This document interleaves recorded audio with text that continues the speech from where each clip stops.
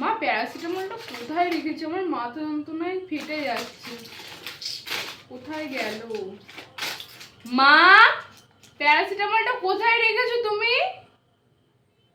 হ্যাঁ, ওই তো টেবিলেই আছে, দেখ ভালো করে, চোখ দিয়ে কিছু দেখবে না একদম। টেবিলে আবার কোথায় রেখেছে? কোনো জায়গায় তো প্যারাসিটামল দেখতে পাচ্ছি না।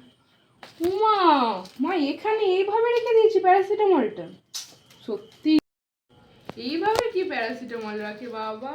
খুঁজে খুঁজে আমি শেষ।